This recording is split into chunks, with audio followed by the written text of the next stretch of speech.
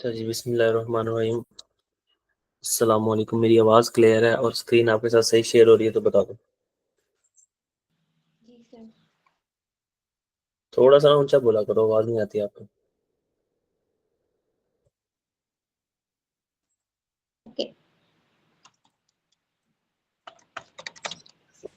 अच्छा, अभी तक हमने इम्पेयरमेंट शुरू की हुई थी और हमने इम्पेयरमेंट सादा वाली इम्पेयरमेंट भी पढ़ ली थी और तिलों वाली इम्पेयरमेंट भी पढ़ ली थी।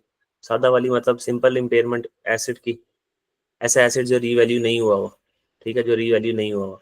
और हमने ऐसे एसिड की भी इम्पेयरमेंट देख ली थी जो कि रीवैल्यू हुआ हुआ है, ठीक है। फिर इम्पेयरमेंट में हमने बहुत डिटेल में रिकवरेबल अमाउंट को देख लिया था। रिकवरेबल अमाउंट क्या होती है, वैल्यू न्यूज में कौन कौन से कैश फ्लोज आएंगे, कौन से कैश फ्लोज नहीं आएंगे, ये सब कुछ हमने देख लिया था। Fair value less cost to sell हमने देख ली थी, ठीक है। फेयर वैल्यू क्या होती है, एक्टिव मार्केट, किसी बंदे ने कमिटमेंट कर दी। और कॉस्ट कॉस्ट टू सेल बेचने में लीगल खर्चे और जितने भी आपके हों डायरेक्टली एट्रीब्यूटेबल खर्चे। तो ये इम्पेयरमेंट की अब तक की एक छोटी सी समरी है। बस एक इम्पेयरमेंट का लास्ट कॉन्सेप्ट रहता है कि सर एसिड की वैल्यू के अंदर इंक्रीज डिक्रीज तो आता है, मतलब कोई एक्सटर्नल इंडिकेटर आया, कोई इंटरनल इंडिकेटर आया। हमने एक्सटर्नल इंटरनल इंडिकेटर्स पढ़े थे। एक्सटर्नल इंडिकेटर्स में हम कहते थे कि हमारा जो है ना रेट चेंज हो जाए अगर, फॉर एग्जांपल, ठीक है, वो भी एक एक्सटर्नल इंडिकेटर है जिससे हमारी प्रेजेंट वैल्यू क्या हो जाती थी, गिर जाती होती थी। उसके अलावा कोई कंपेटिटर आ जाए तो वो भी हमारा एक एक्सटर्नल इंडिकेटर होता था।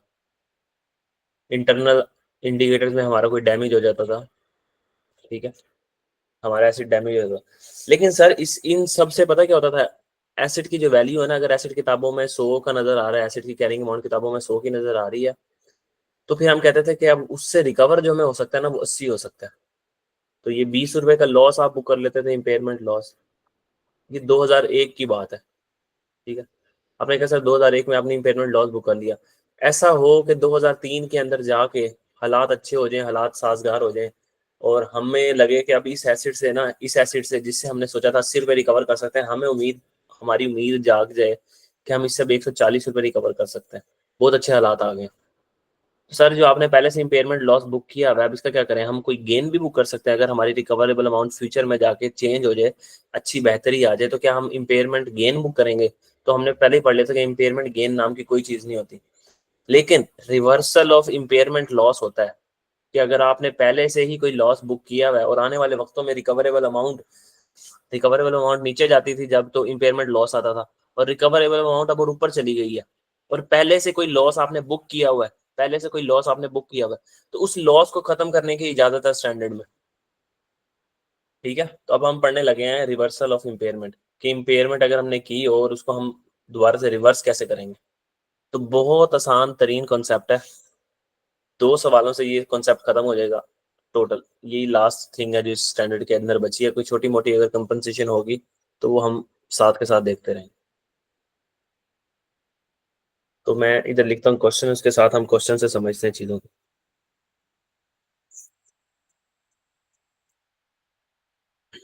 ये कॉस्ट मॉडल का सवाल है, ठीक है, इसमें रिवैल्यूएशन नहीं है फिलहाल। हम पढ़ क्या रहे हैं, रिवर्सल ऑफ इम्पेयरमेंट लॉस।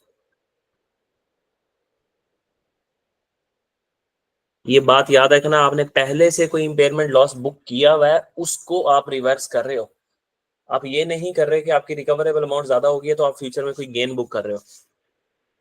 इस चीज की इजाजत है कि अगर आपने पहले से कोई लॉस बुक किया हुआ है तो अब आप उसको रिवर्स कर सकते हो।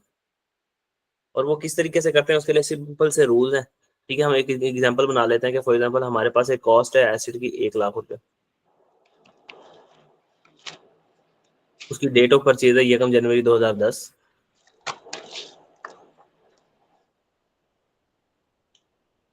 उसकी जो लाइफ है, इसको यूजफुल लाइफ कह दो आप, वो 10 साल है। अब हमें ये रिकवरेबल अमाउंट दी गई है 31 दिसंबर 2012 के एंड पे, सॉरी 11 के एंड पे दी है, चलो ऐसे कर लेते हैं। 64,000। और हमें रिकवरेबल अमाउंट दी हुई 31 दिसंबर 2013 के एंड पे,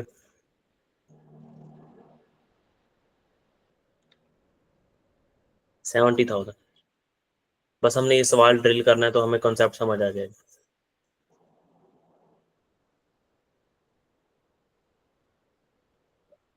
कोई पीछे कोई क्वेश्चन और पीछे से तो पूछ सकते हो। No sir.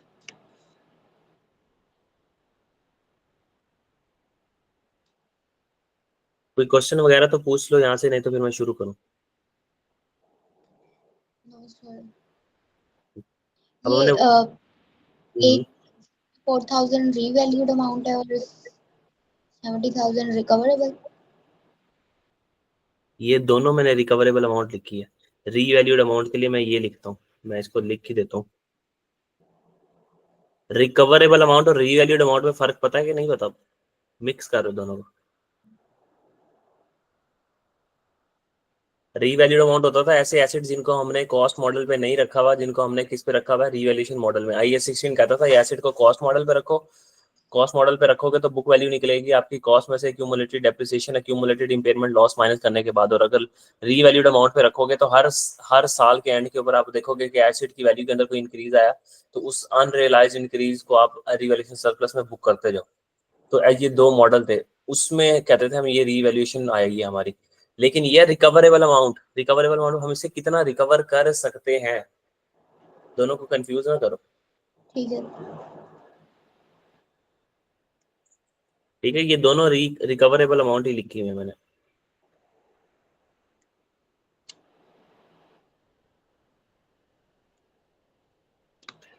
अच्छा, हमारा डेट डिस्क्रिप्शन और यहाँ आ गया हमारा एसेट का कॉलम। एक एसेट को हमने परचेज किया है 1 जनवरी 2010 पे, तो हम उसको अब हमने सिंपल इंपेयरमेंट लगानी है ना। इंपेयरमेंट किस दिन लगाएंगे सर? जिस दिन की रिकवरेबल अमाउंट दी हो। सवाल के अंदर अगर वो रिकवरेबल अमाउंट निकाल के दे रहा है ना, इसका मतलब है वो आपसे चाह रहा है कि आप लोग उस उसको इंपेयरमेंट टेस्ट से गुजारो। क्योंकि आपको पता है रिकवरेबल अमाउंट निकालना कोई बच्चों का काम नहीं है। वैल्यू इन यूज निकालने में कितनी हमारी दिमाग की वो क्या कहते हैं मेहनत लगी थी। और fair value less cost to sell, फिर उनकी प्रेजेंट वैल्यू निकालना, दोनों में से हायर लेना। तो रिकवरेबल अमाउंट निकालना बच्चों का काम नहीं है। अगर सवाल वाले ने आपको रिकवरेबल अमाउंट दी हुई है जिस दिन की, तो उसका मतलब है कि उस दिन वो आपसे इंपेयरमेंट टेस्ट लगवाना चाहता है। अब हमें उसने 31 दिसंबर 2011 को रिकवरेबल अमाउंट दी है, तो हमें चाह रहा है कि आप 31 दिसंबर 2011 पे आप टेस्ट लगाओ। तो हम कहते हैं चलो हम टेस्ट लगा लेते हैं।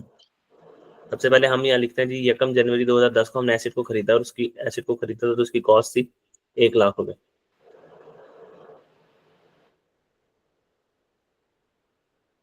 फिर आया 31 दिसंबर 2011, एसिड भाई डेप्रिशिएट हुआ होगा। ये मैंने 2 साल जंप मारा डायरेक्ट ना। एक्यूमुलेटेड डेप्रिसिएशन निकाली, और एक्यूमुलेटेड डेप्रिसिएशन कैसे निकलेगी कि cost 1 lakh minus residual value over useful life इसकी दी हुई है 10 साल। ये तो आ गई 1 साल की डेप्रिसिएशन। हमें कितने साल की डेप्रिसिएशन चाहिए? 2 साल की डेप्रिसिएशन। तो मल्टीप्लाई बाय 2 कर दिया तो हमारे पास डेप्रिसिएशन आ गई 20,000। तो ये आ गया हमारे पास 80,000 इसकी कैरिंग अमाउंट। थोड़ा सा नीचे कर लेते हैं। 31 दिसंबर 2012 के एंड पे, अब 31 दिसंबर 2011 के एंड के ही हमें रिकवरेबल अमाउंट दी हुई है। तो हमने 31 दिसंबर 2011 के एंड की कैरिंग अमाउंट को और 31 दिसंबर 2011 के एंड की रिकवरेबल अमाउंट को आपस में कंपेयर करना है। मैंने कहा था यहाँ लाइन छोड़ के आपने सिर्फ यूँ लिख देना है, और यहाँ पे जहन में सोच लेना कि आपने लिख दिया रिकवरेबल अमाउंट, क्योंकि हो सकता है यहाँ पे वो हो। ये लिख देते हैं हम, अपने जहन में सोच लेना बस। मैंने यहाँ पे रिकवरेबल अमाउंट लिख दिया, और रिकवरेबल अमाउंट हमारी कितनी दी गई है जी? 64,000। हम इस एसेट से सिर्फ 64,000 रिकवर कर सकते हैं। तो कोई लॉस आया हमारे पास?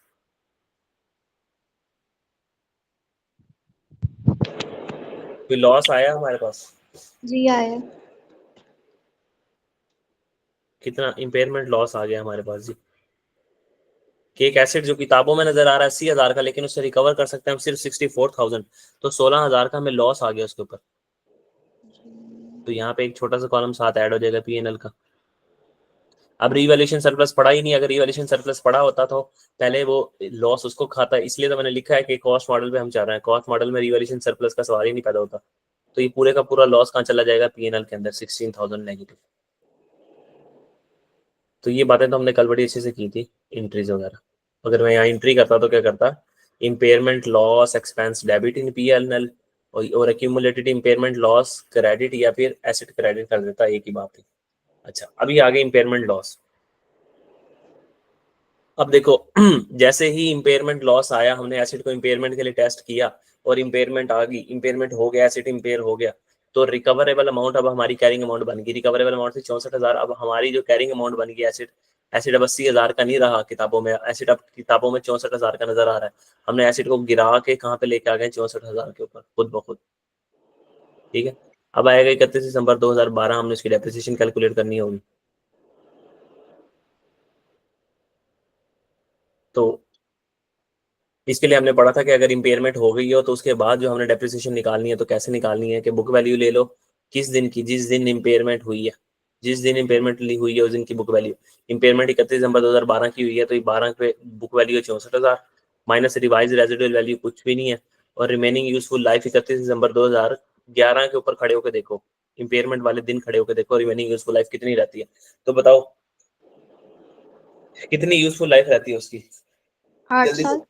शाबाश, 8 साल रहती है। तो डेप्रिसिएशन हमारे पास कितनी आ जाएगी, 8,000। 8,000। अब हमारी जो हो रही है ना रिकवरेबल अमाउंट दी हुई 31 दिसंबर 2012 के एंड पे, 13 के एंड पे, तो हम यूं भी कर सकते हैं कि इसको 8,000 को 2 से ज़रब दे दें, सीधा 16,000 यहाँ क्यूमुलेटिव डेप्रिसिएशन लिख लें, या फिर पहले 12 की डेप्रिसिएशन माइनस करो, फिर 13 की भी ऐसी निकलेगी वो माइनस करो। तो मैं एक एक बारी बारी करके दिखा देता हूँ, ऐसे ही होगी, चलो समझो कुछ भी नहीं हुआ ये। तो ये बनी 8,000, क्योंकि हमें रिकवरेबल अमाउंट दी हुई उसने उस दिन की, ये हो गया 8,000।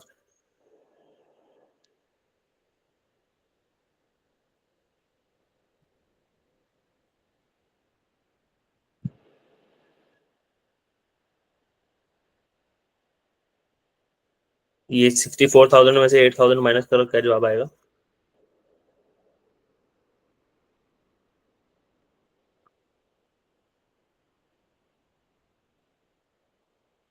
72,000।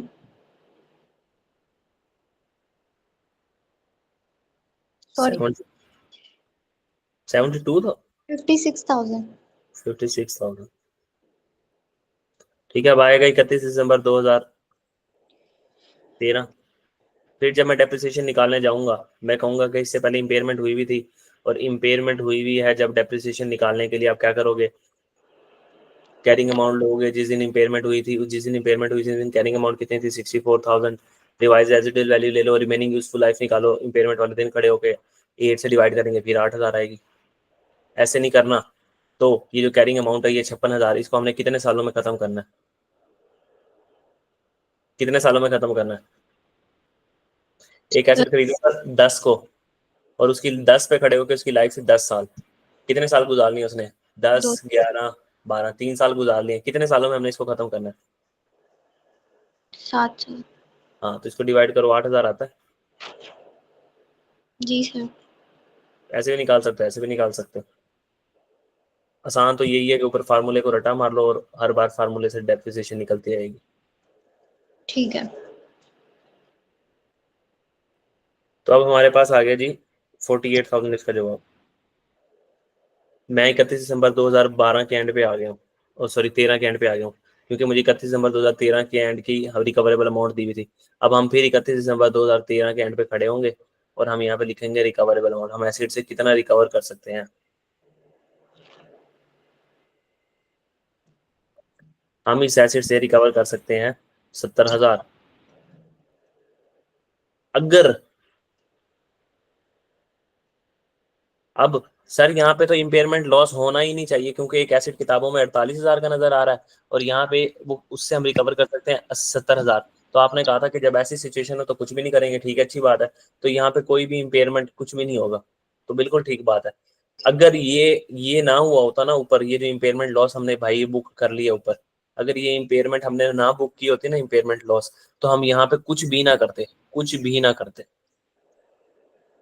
ठीक है, क्योंकि एसिड से रिकवर हो सकता है 70,000 और एसिड किताबों में औकात पे ही नजर आ रहा है, कम पे नजर आ रहा है, कम पे ही नजर आना चाहिए था।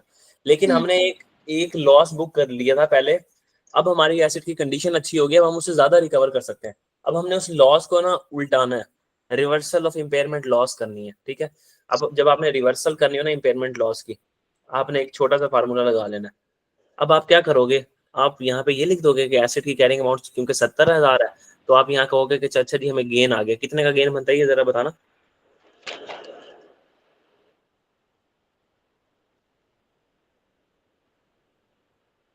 22,000। 22,000। हम कहेंगे सर आप तो ऐसे करो कि ना आप लिखो यहाँ पे रिकवरेबल अमाउंट। अब एसिड हमारा 48,000 से पहुंच के 70,000 पे पहुंच गया, और ये आपने 22,000 यहाँ पे ना आप ऐसे करके लिख दो। तो मैं कहूंगा अगर मैंने यहाँ 22,000 लिख दिया, तो मैंने तो लॉस बुक किया था 16,000 का। मैंने लॉस बुक किया था 16,000 का, और मैं यहाँ गेन भी बुक करके बैठा हूँ। एक चीज मैंने नेगेटिव ली थी 16,000 की, चलो मैं अगर मान भी लेता हूँ कि उसको पॉजिटिव करने के लिए मैं 16,000 करूंगा तो ये आपस में कैंसिल आउट हो जाएंगे। ठीक है, लेकिन अगर मैं पूरे का पूरा 22,000 यहाँ लिख देता हूँ, तो एक तो मुझे 6,000 का गेन मैं खुद ब खुद बुक करता जा रहा हूँ। ऐसे ही है। जी। तो ये जो वैल्यू है ना, इसके अंदर मैंने छोटी सी बातें स्किप भी की हैं। मैं इतने ज्यादा कॉन्सेप्ट अभी ना देना नहीं चाहता, नहीं तो ये जो समझा रहा हूँ ये भी निकल जाएगा ध्यान से। तो आपने ना यहाँ पे कितनी रिकवरेबल अमाउंट लिखनी है, बस इस रिकवरेबल अमाउंट को निकालने के लिए ना एक छोटा सा फार्मूला है, बहुत आसान सा, कि यहाँ पे रिकवरेबल अमाउंट, इसको आप रिवाइज बुक वैल्यू भी कहते हो ना, आपकी बुक वैल्यू रिवाइज हो जाएगी यहाँ पे। जी। ठीक है, तो ये रिवाइज बुक वैल्यू निकालने के लिए ना, रिवाइज बुक वैल्यू एट 31 दिसंबर 2013 के ऊपर आपने ये फार्मूला लगाना है। लोअर ऑफ लेना है दो चीजों का। सबसे पहला रिकवरेबल अमाउंट, जो आपको 31 दिसंबर 2000, ये दोनों चीजें 31 दिसंबर 2013 की लेनी है। ठीक 31 है। दिसंबर 2013 रिकवरेबल अमाउंट हमें 31 दिसंबर 2013 में दी हुई है जी 70,000 दी हुई थी ना। जी। और दूसरे नंबर पे हमने लेना है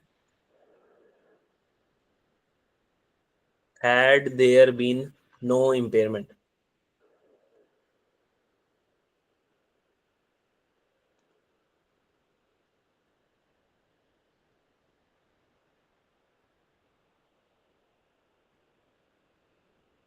what will be the book value।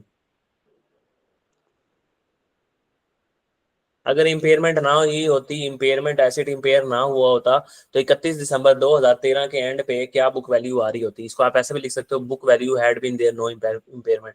मैंने आसान कर दिया कि had there been no impairment what will be the book value 31 दिसंबर 2013 के एंड के ऊपर क्या बुक वैल्यू होनी चाहिए थी एसिड की। हमने कहा कि अगर इम्पेयरमेंट ना हुई होती, भूल जाओ कि इम्पेयरमेंट हुई है, तो हमने एक एसिड को 1 जनवरी 2010 को खरीदा था, और उसको 31 दिसंबर 2013 तक डेप्रिशिएट होता बस, और तो उसके साथ कुछ होना ही नहीं था। तो हमने कहना था कि एक एसिड है उसकी कॉस्ट जो हमारे पास दी हुई है ₹1,00,000, उसमें से हम क्यूमुलेटिव डेप्रिसिएशन माइनस कर देते, और वो कितने सालों की बनती, 10, 11, 12, 13, 4 सालों की डेप्रिसिएशन बनती। तो हम वो कहते वो कैसे निकलती, कॉस्ट में से रेजिडुअल वैल्यू माइनस करो, यूजफुल लाइफ 10 पे तकसीम करो, 1 साल की डेप्रिसिएशन आ गई, 4 से मल्टीप्लाई करो, तो वो 40। बनती जी, वो बनती 60,000। तो उसकी बुक वैल्यू हमारा एसिड किताबों में कितने का नजर आता, 60,000 का मैक्सिमम। अब हम ना मैक्सिमम भी जो एसिड है ना, उसको अपनी किताबों में 60,000 का शो करवा सकते हैं। बेशक हम उससे रिकवर कर सकते हैं 70,000, लेकिन अब इन दोनों में से हमने क्या लेना था, लोअर। 70,000 और 60,000 में से लोअर क्या आ रहा है, book value. Had there been no impairment what will be the book value at उस डेट, जिस डेट के ऊपर उसने आपको खड़ा किया हुआ। ठीक है। तो अब हमने रिवाइज बुक वैल्यू निकाल ली। अगर हम यहाँ पे 70,000 लिख देते हैं ना रिकवरेबल अमाउंट के ऊपर, तो हम एक गेन बुक कर लेते, और गेन बुक करना तो हमें अलाउ ही नहीं है, तो हमने यहाँ पे लिखा 60,000 रुपया। तो हमने यहाँ लिखा 60,000। अब इसको ना छोटा सा प्रूफ कर देता हूँ, अगर आपको समझ आ जाए तो ठीक है, नहीं समझ आए तो फिर उसको जाने देना, कोई मसला नहीं, वरना जितना मैंने आपको बता दिया ना इतना बहुत है। ठीक है। याद है रिवैल्यूएशन होती थी, हम हशर नशर करते होते थे। जी। ठीक है, उस हशर नशर में ना ये पीएनएल इस भाई का भी तो हशर नशर होता था साथ साथ, जैसे रिवैल्यूएशन सरप्लस का हशर होता था, पीएनएल वाले का भी हशर नशर होता था। तो हमने 64,000 को डिवाइड किया था 8 पे, तो इस जो हमारे पास 16,000 दिया गया है, इसको अगर मैं 8 पे डिवाइड करूं तो क्या जवाब आएगा?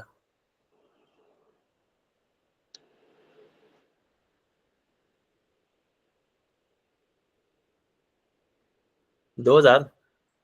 जी।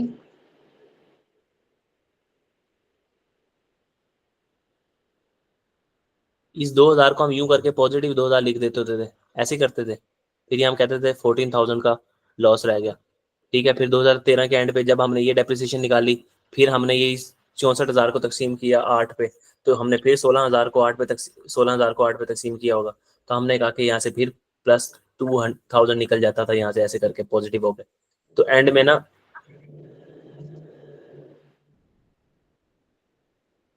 एंड में यहाँ हमारे पास 12,000 रुपये का बचता था लॉस। 12,000 रुपये का लॉस बच गया हमारे पास। ठीक है, हम अब छोटी सी बात सुनना। हमारा एक एसिड है वो किताबों में नजर आ रहा है 48,000 का, प्लस उसके साथ लॉस आ रहा है 12,000 का। हम एसिड को किताबों में इतना रिकॉर्ड करें कि सिर्फ ये लॉस खत्म हो जाए किताबों में, ये लॉस खत्म हो जाए। तो हमने 12,000 रुपये का लॉस खत्म किया, इसके अंदर हमने 12,000 ऐड कर दिया, तो एसिड हम मैक्सिमम किताबों में 60,000 का रिकॉर्ड कर सकते हैं। अगर हमने यहाँ 70,000 का रिकॉर्ड कर लिया होता ना, तो ये 12,000 तो खत्म हो जाता, प्लस 10,000। 10,000 का गेन भी रिकॉर्ड हो गया होता। तो हम्म, ये एक छोटा सा प्रूफ था, इसको याद करने की हरगिज जरूरत नहीं है, मैं इसको मिटा भी दूंगा यहाँ से। ठीक है, तो इसको ठीक। ऐसे कभी भी नहीं सोचना, जैसे सोचना मैंने आपको बता दिया। ये कॉलम भी ना बेशक बनाना है यहाँ पे, कभी भी ऐसे ना सोचना, सिर्फ रीवैल्यूएशन के अंदर ही सोचना जैसे ये सोचना होता था इस बाई को। बस इसलिए मैंने इसके कॉलम को आगे चलाया भी नहीं था, ताकि आप इसको कंफ्यूज ना करो। तो अब सिंपल सी बात ये है कि अगर आपने कभी पहले एसिड के ऊपर इंपेयरमेंट लॉस बुक किया हुआ है और आने वाले सालों में उसकी रिकवरेबल अमाउंट में चेंज आ गया, अच्छी बेहतरी आ गई है रिकवरेबल अमाउंट में, तो आपने जब उसकी बुक वैल्यू को रिवाइज करना है ना, तो वो कैसे निकलेगी रिवाइज बुक वैल्यू? जिस दिन आपकी इंपेयरमेंट हो रही है उस दिन आपने लोअर ऑफ लेना है रिकवरेबल अमाउंट, उसी दिन की रिकवरेबल अमाउंट। और उसी दिन अगर इंपेयरमेंट ना हुई होती तो सर वो डेप्रिशिएट हुआ होता, बस सिंपल सी बात है। और अगर रीवैल्यूएशन भी अंदर आ जाए? तो रीवैल्यूएशन को देख लेते हैं फिर हम। ठीक है। ये कॉस्ट मॉडल तो समझ आ गया ना, बस रीवैल्यूएशन का सवाल देखना, उसके बाद खत्म हमारा ये टॉपिक। ठीक है। इसमें कोई मसला? No sir. पीएनएल की साइड से नहीं सोचना, मैं फिर बार बार बता रहा हूँ ना, मुझे कहना सर मुझे प्रूव करके दिखाओ हर सवाल के अंदर। ये ठीक। फार्मूला याद कर लेना बस, क्योंकि वो जरा कंफ्यूजिंग है बहुत ज्यादा। पेपर पास करने के लिए जितना बताया वो मोर देन इनफ है। अब जी रिवैल्यूएशन हुई हुई हो अगर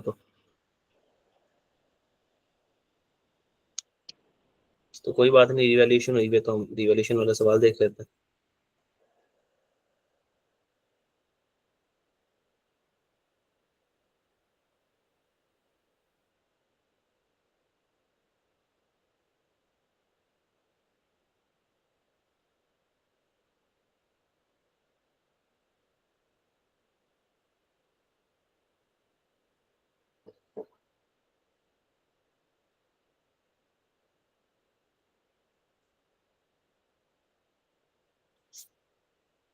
अच्छा जी, हम यहाँ सवाल बना लेते हैं। हमारे पास वही एसिड है, उसकी कॉस्ट 1,00,000 रुपए दी गई है, डेट ऑफ परचेज वही है, हमने उसको 1 जनवरी 2010 पे खरीदा था। लाइफ उसकी यूजफुल लाइफ 10 साल है।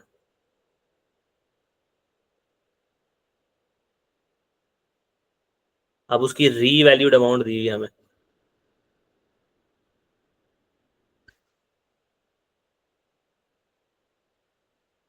रीवैल्यूड अमाउंट हमें दी हुई है 1,21,500। और ये किस डेट पे दी हुई है? 31 दिसंबर 2010 के एंड पे। फिर हमें रिकवरेबल अमाउंट दी हुई है 2।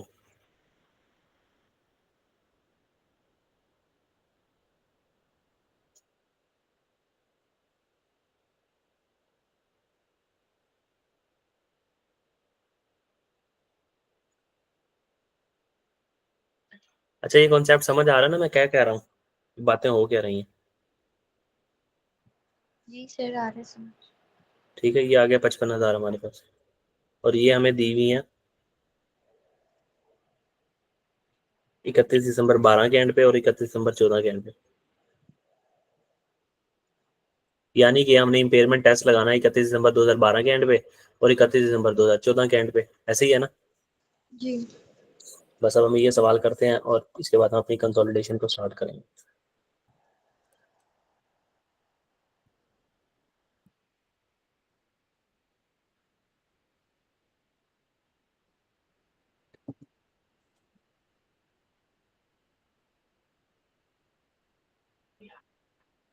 आपने प्रैक्टिस सेशन की बात कर ली थी सर से?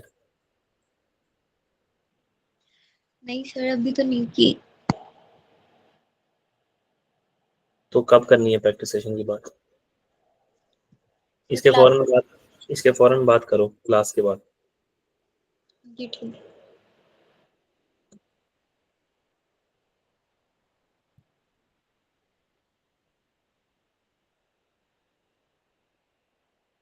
चलिए हमारे पास आ गया, अब हम शुरू करते हैं सवाल को। अब वही सारी बातें, सबसे पहले हम 1 जनवरी 2010 को मैसेज को खरीद के लेके आए।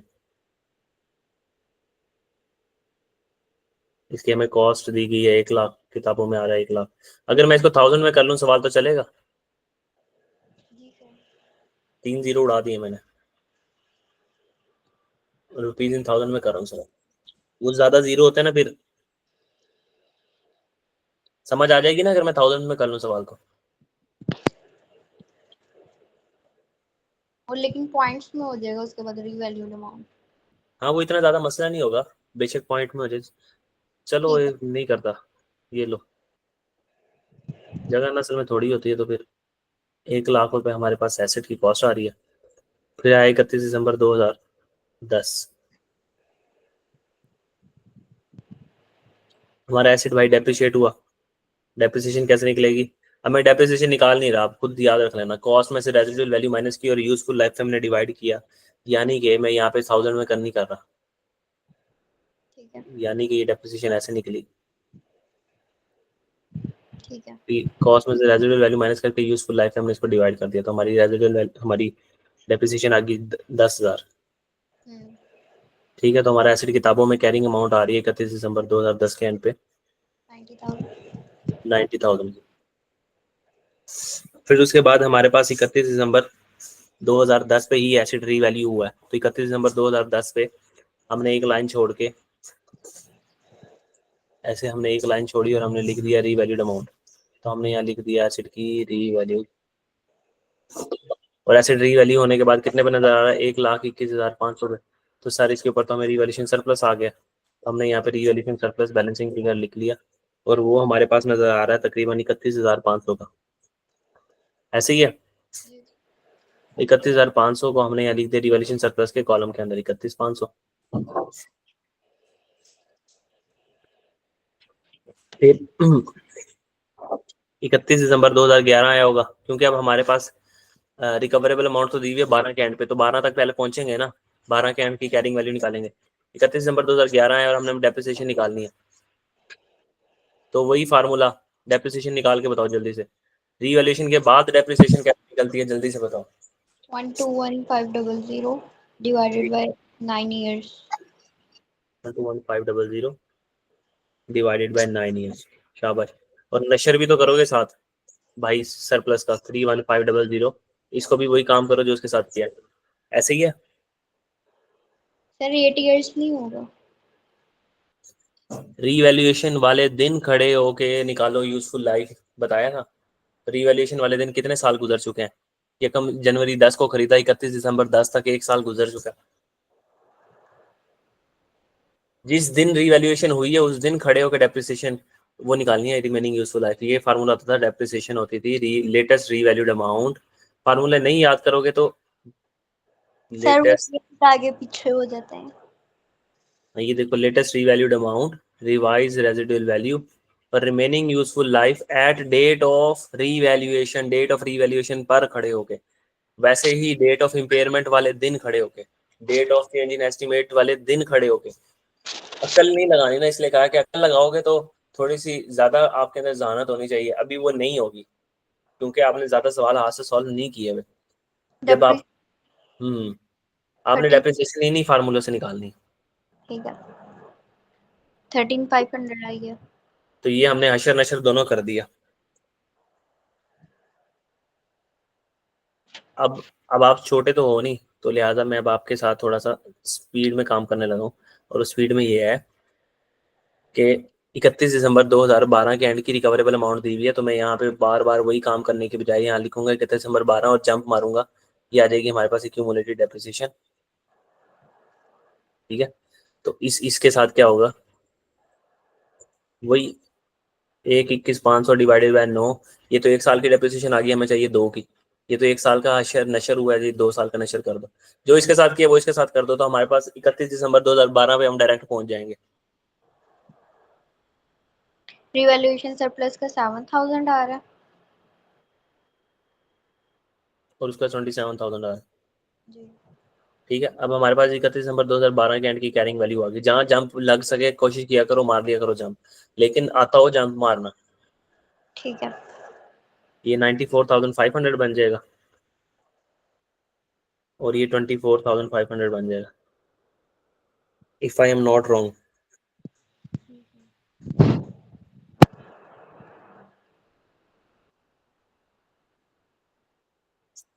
अच्छा जी इसको मैं यहाँ लिख ही देता हूँ, बाद में आपने कहना सर ये निकली कैसे थी। 1 21 500 डिवाइडेड बाय 9 मल्टीप्लाई बाय 2 और 31 500 डिवाइडेड बाय 9 मल्टीप्लाई बाय 2। अच्छा, अब हमारे पास कैरिंग अमाउंट आ गई उस दिन की जिस दिन हमने इम्पेयरमेंट टेस्ट लगाना है। ये आ गया जी इम्पेयरमेंट टेस्ट वाले दिन की कैरिंग अमाउंट, और ये आ गई रिकवरेबल अमाउंट। तो हमने एक लाइन छोड़ी और 31 दिसंबर 2012 के एंड पे हमने यहाँ लिख दिया रिकवरेबल अमाउंट। ठीक है, रिकवरेबल अमाउंट नहीं लिखा करूंगा, मैं लिखूंगा कि ये मेरी रिवाइज बुक वैल्यू हो जाएगी, मेरी बुक वैल्यू रिवाइज होगी। ठीक है। रिकवरेबल अमाउंट बुक वैल्यू बन जाती है ना, तो मैं यहाँ लिख दूंगा मेरी रिवाइज बुक वैल्यू।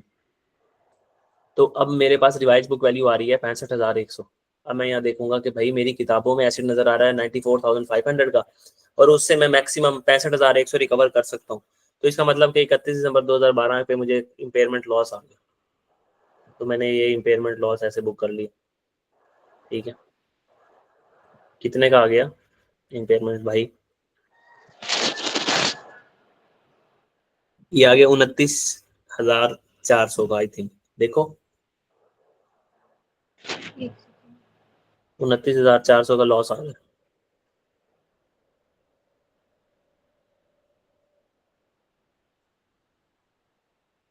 29,400 ही आएगा। अब इस लॉस ने इस 24,500 को खाया, पूरे का पूरा खा लिया, अभी भी इसका पेट नहीं भरा, तो कुछ लॉस जो बचा वो जाके पीएनएल के अंदर भी चला गया।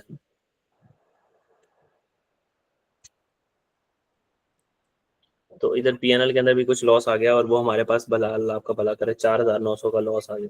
3,000 देखो आ रहा कितना आ रहा है, है। एक मिनट, गलत हो गया।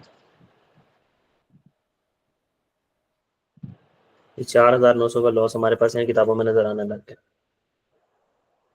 29,400 ठीक है।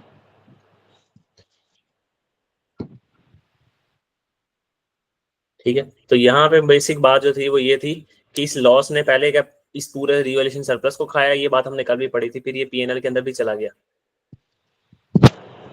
ये बात हमने कल पढ़ी थी, याद होगी आपको। ठीक है। अच्छा, अब हम 31 दिसंबर 2013 पे जाते हैं, क्योंकि हमें बुक वैल्यू, अब हमें इम्पेयरमेंट हमने लगानी है किस दिन, इम्पेयरमेंट टेस्ट लगाना है 31 दिसंबर 2014 के एंड पे, वो रिकवरेबल अमाउंट 31 दिसंबर 2014 के एंड पे दी हुई है। तो मैं यहाँ से जंप मार के 31 दिसंबर 2014 पे भी चला जाता हूँ, तो वो बहुत आसान है। मुझे यहाँ 2 साल की एक्यूमुलेटेड डेप्रिसिएशन माइनस करनी पड़ेगी बस, तो मैं 31 दिसंबर 2014 में पता चला जाऊंगा। अब इम्पेयरमेंट के बाद जब आपने डेप्रिसिएशन निकालनी होती है तो क्या करते हो कि वो वैल्यू यानी book value at the time of impairment, उसमें से रिवाइज रेजिडुअल वैल्यू को माइनस करते हो, और remaining useful life at the time of impairment, at date of impairment के ऊपर रिमेनिंग यूजफुल लाइफ निकालते हो। जी। तो क्या रिमेनिंग यूजफुल लाइफ होगी, जल्दी से बताओ।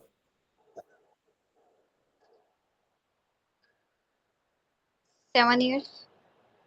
शाबाश, 7 साल होगी। ये तो हो गया हशर नशर करना ना भूलना। 4900 को भी हम डिवाइड करेंगे 7 से। ये तो 1 साल की डेप्रिसिएशन थी, हमने तो जंप मार के जाना है ना 2 सालों पे, तो हम इसको मल्टीप्लाई बाय 2 कर देंगे, इसको भी मल्टीप्लाई बाय 2 कर देंगे, तो ये इम्पेयरमेंट यहाँ से ऐसे आ जाएगी।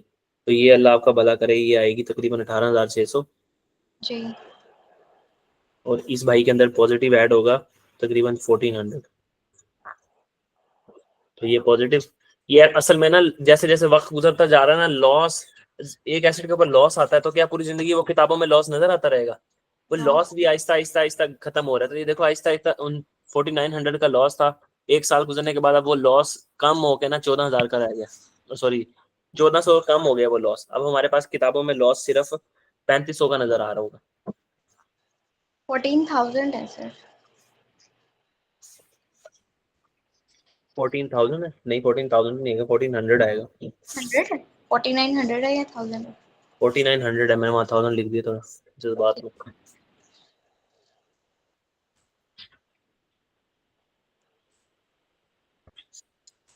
ये मैंने आपसे पूछा तो था, इन दोनों का डिफरेंस 24,500 यहाँ हमने माइनस कर दिया, और 29,400, इन दोनों का डिफरेंस क्या बन रहा है?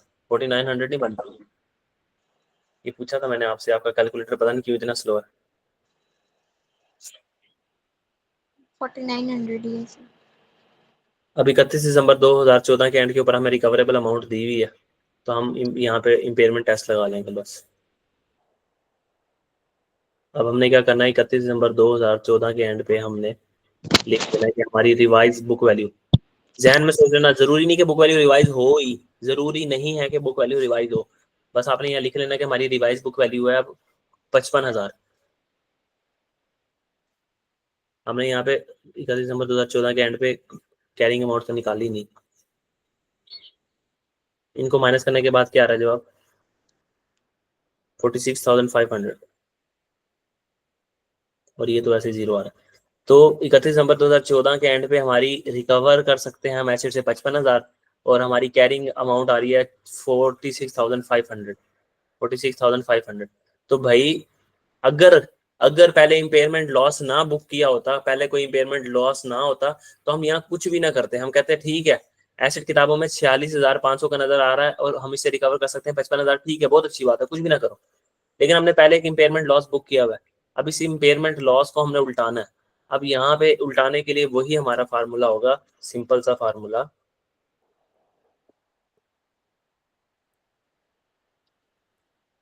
हम यहाँ कहेंगे कि रिवाइज बुक वैल्यू निकालो। किस दिन भाई, किस दिन निकालनी है? 31/12/14। ये इतनी बैटरी डाउन क्यों होती है आपकी? हमने रिकवरेबल अमाउंट ले लेनी है 31 दिसंबर 2014 की, रिकवरेबल अमाउंट हमारे पास दी है 55,000। ये अभी कंफर्म नहीं है, ये कंफर्म करने के लिए हमें वहां जाना पड़ेगा, दोनों में से लोअर लेके आने पड़ेगी।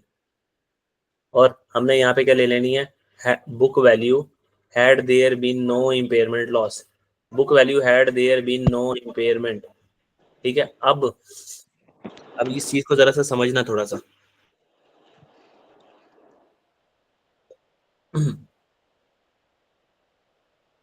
मैंने कहा बुक वैल्यू अगर इम्पेयरमेंट ना हुई होती, अगर इम्पेयरमेंट ना हुई होती तो 121,500 पे नजर आ रहा होता ना एसेट हमारा।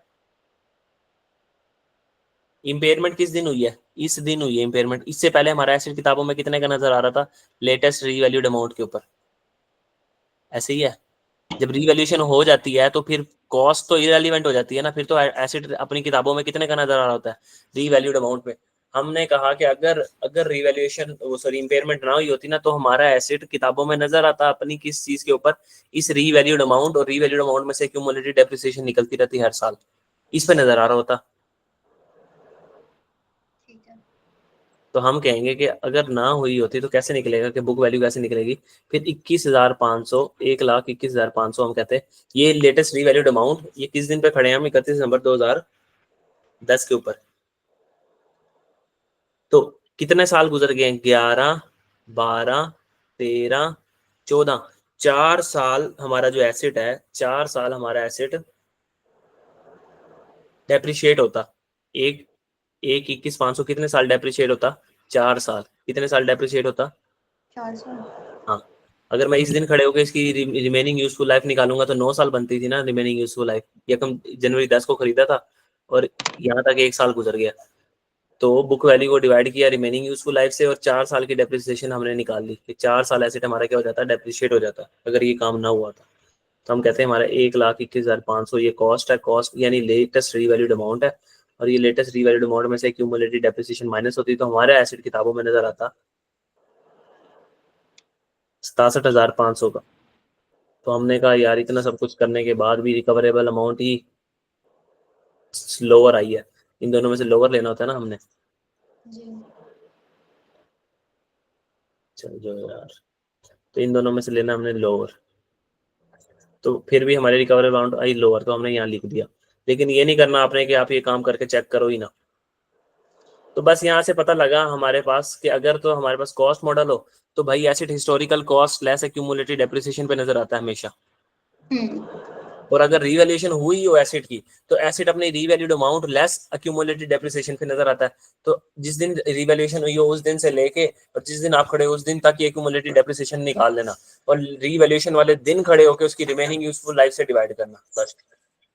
तो अब हमारा एसिड 55,000 पे नजर आएगा तो हमने लिख दिया 55,000 और हमने यहाँ पे रिवर्सल बुक कर लिया लॉस का कितने का कि भाई ये लॉस 3500 का यहाँ से खत्म करो प्लस यहाँ 5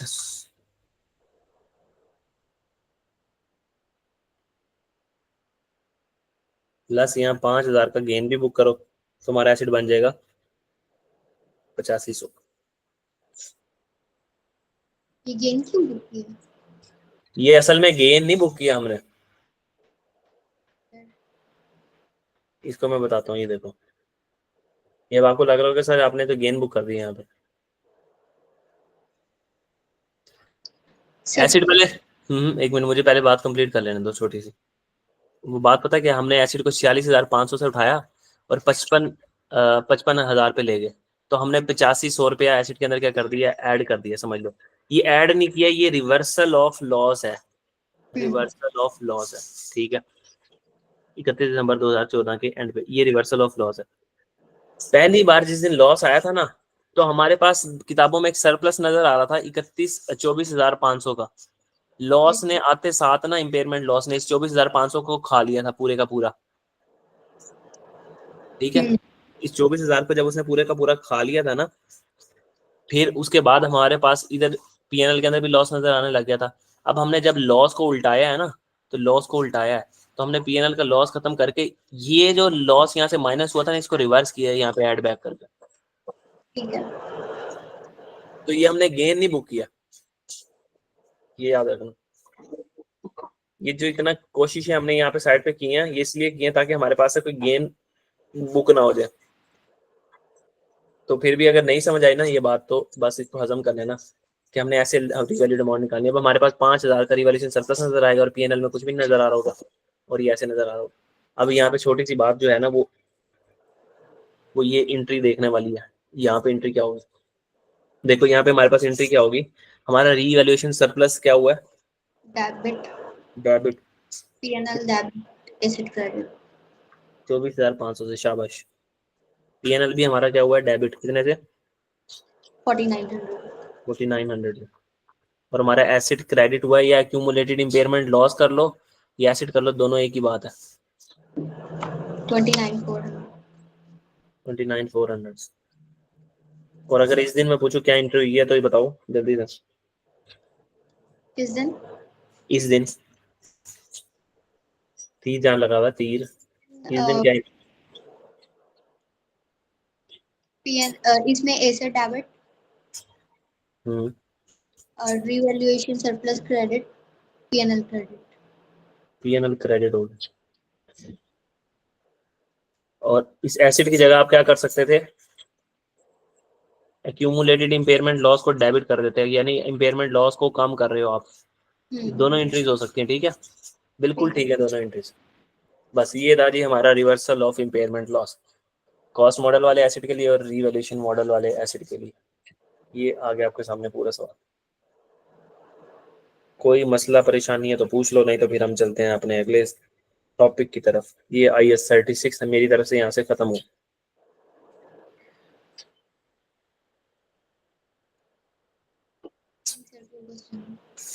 कोई सवाल पूछना है तो पूछ लो। No sir.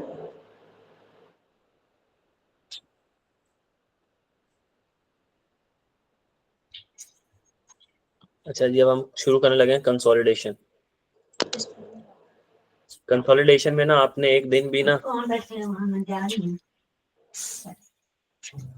कंसोलिडेशन में एक दिन भी आपने छुट्टी नहीं करनी, वरना जो पिछले कंसेप्ट है ना वो बिल्कुल डिस्ट्रैक्ट हो जाएंगे।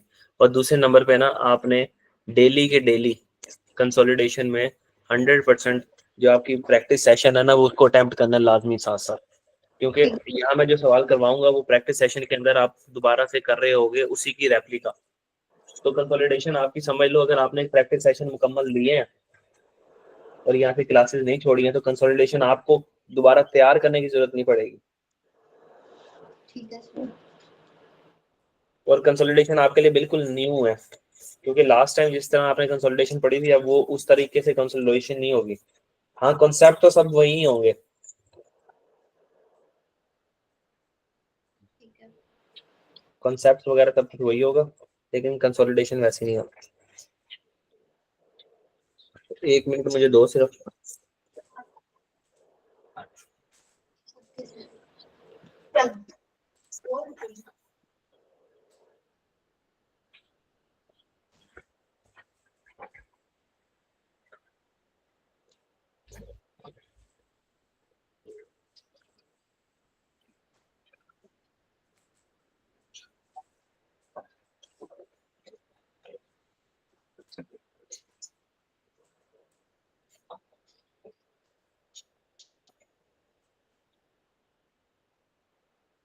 कैसा रहा फिर इम्पेयरमेंट? सर इजी था। 2 बार आप रिवाइज करोगे ना, दोबारा आपको देखने की जरूरत नहीं पड़ेगी एग्जाम तक। अभी तक जितने स्टैंडर्ड आपने पढ़े हैं ना, अगर वो 2 बार आप देख लोगे ना, आपको एग्जाम तक देखने की जरूरत नहीं पड़ेगी। जी सर इजी है। अच्छा, अब कंसोलिडेशन शुरू करते हैं। कंसोलिडेशन स्टार्ट करने से पहले ना हम देखते हैं कि ग्रुप किस चीज को कहते हैं, ग्रुप की क्या डेफिनेशन है। ठीक है,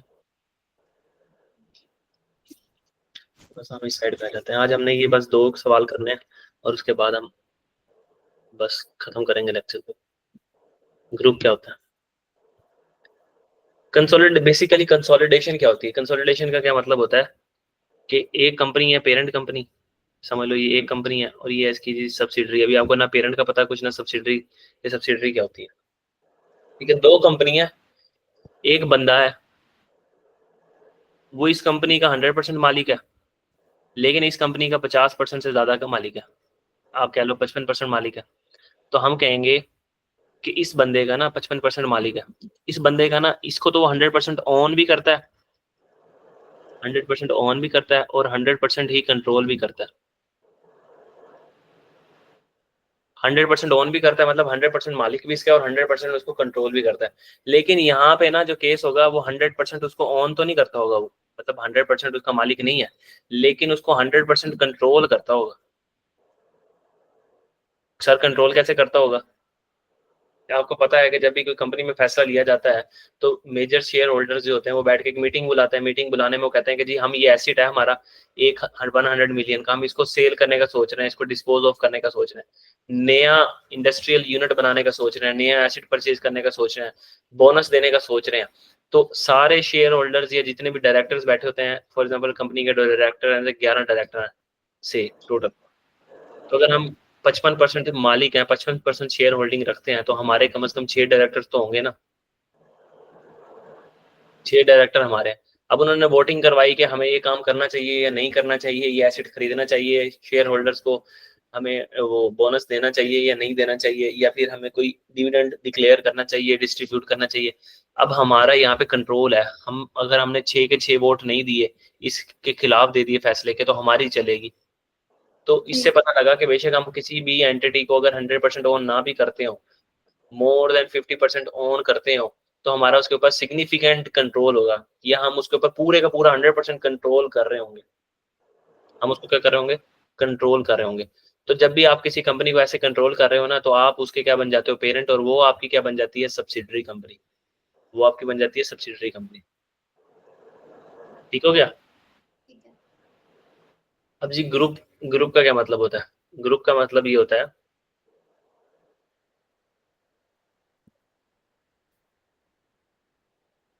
एक पेरेंट है, ठीक है, उसकी एक सब्सिडरी है। पेरेंट इस सब्सिडरी को 51% ओन करता है, इसलिए ये इसकी क्या बनती है, 51% के हिसाब से इसकी सब्सिडरी बनती है। अगर मैं पूछूं यहाँ पे ऑन की परसेंटेज कितनी है, तो आप कहोगे कि ऑन 51% करता है और कंट्रोल कितने परसेंट करता है, 100% करता है। इसी तरीके से एक हमारी सब्सिडरी है, उस सब्सिडरी की भी आगे सब्सिडरी है, मतलब फिर ये पेरेंट बन जाएगी और ये इसकी क्या बन जाएगी, सब्सिडरी।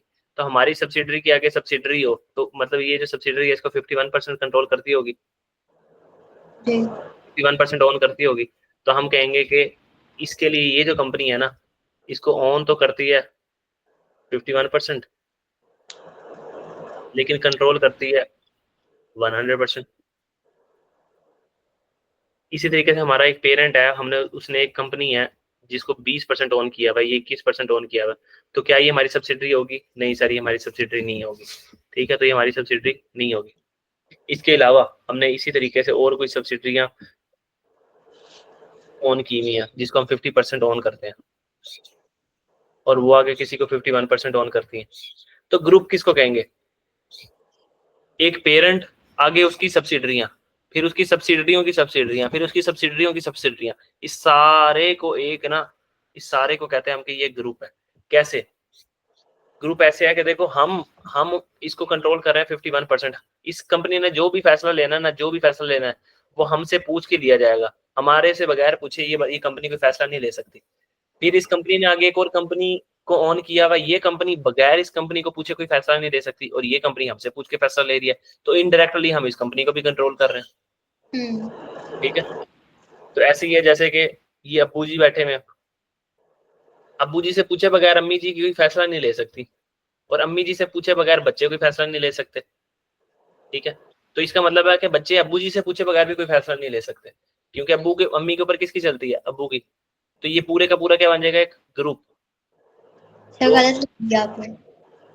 हाँ, वो मैंने जानबूझ के गलत कर दिया, चलो आप इसको एग्जाम्पल उल्टा कर लो, ये लो,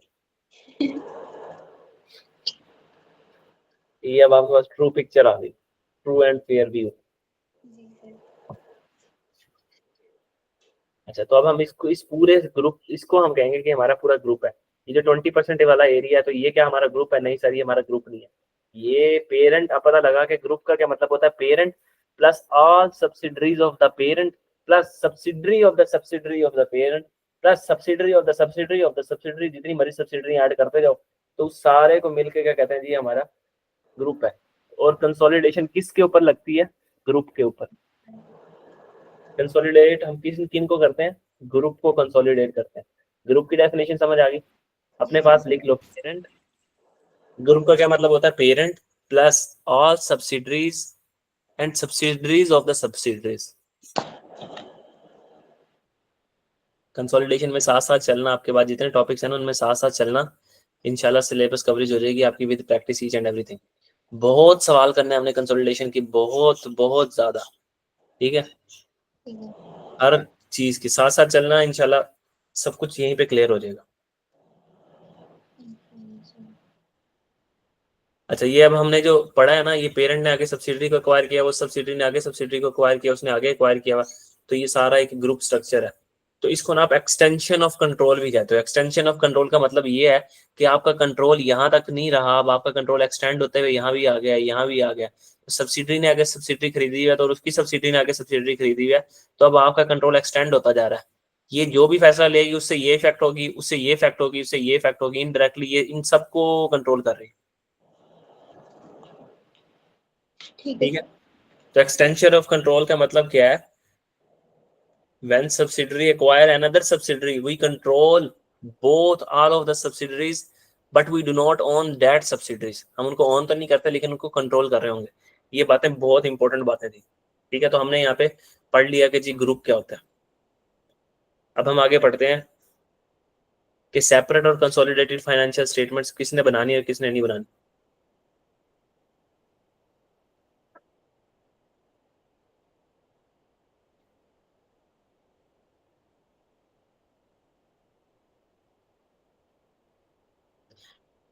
जो पेरेंट है ना वो अपनी financial statement, separate financial statement का मतलब होता है पेरेंट अपने बैठ के किताबें अपनी बुक्स बना रहा होगा, अपने अकाउंट्स को मेंटेन कर रहा होगा, तो वो उसको कहते हैं कि ये उसकी सेपरेट फाइनेंशियल स्टेटमेंट है।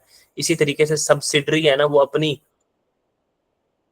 जैसे कि मैं एग्जांपल ले लेता हूँ कि हमारे पास ओप्पो है, वो पेरेंट कंपनी है, और जो रियलमी है ना वो उसकी सब्सिडरी है।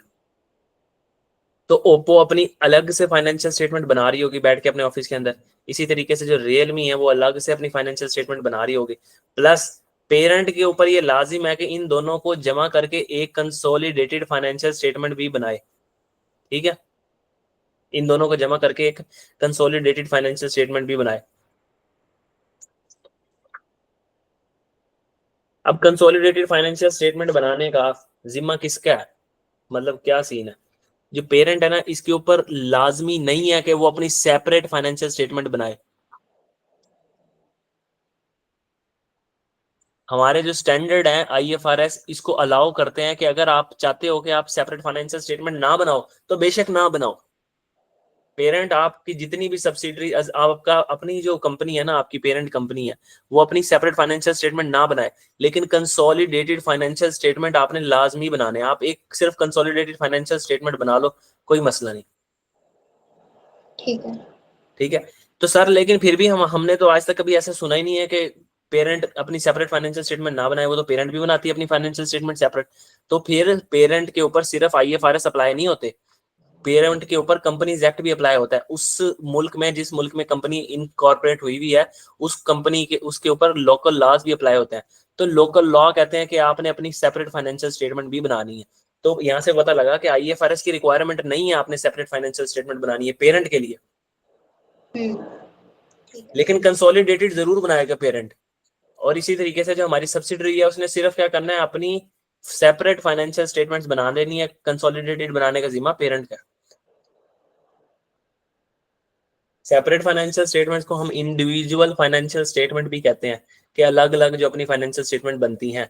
और कंसोलिडेटेड आपको पता है कि ये इन दोनों को मिला के बनती है। और वो मिलाते कैसे हैं, वो जो सारा सेट ऑफ प्रिंसिपल्स हमें दिए हैं वो हम इस कंसोलिडेशन के स्टैंडर्ड के अंदर पढ़ेंगे।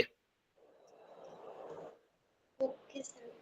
ठीक है, अब सेपरेट फाइनेंशियल स्टेटमेंट का कॉन्सेप्ट भी हमने पढ़ लिया और हमने कंसोलिडेटेड फाइनेंशियल स्टेटमेंट का भी कॉन्सेप्ट पढ़ लिया। ये थ्योरी में अगर टेस्ट कर लेना स्टैंडर्ड को तो यकीन करो रोना आ जाता है बंदों को।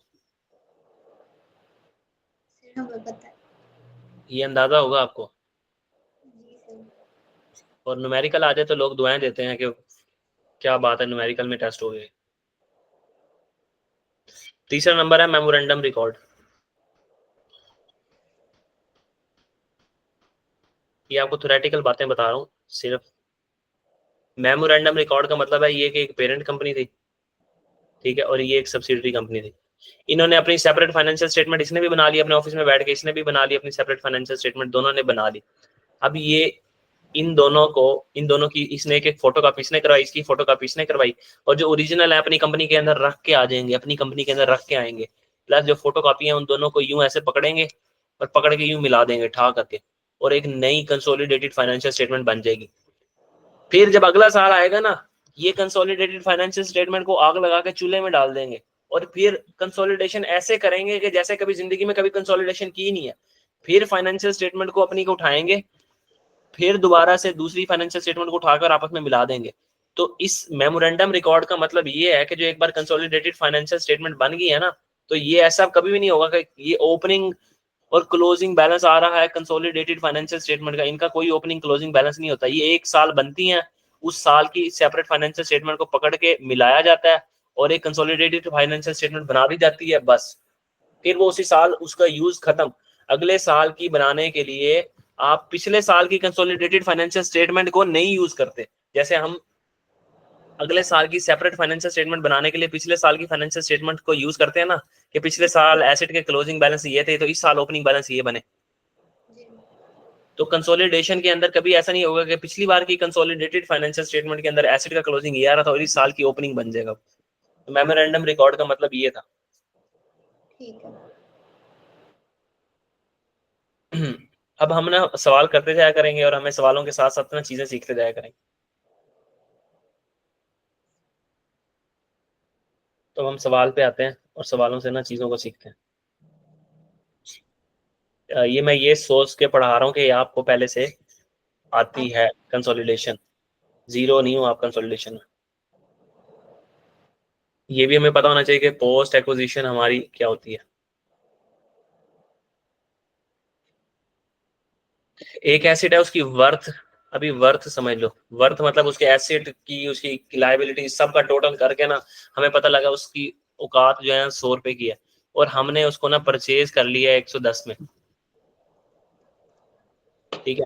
तो ये अब हमारी होगी, कंपनी हमारी होगी।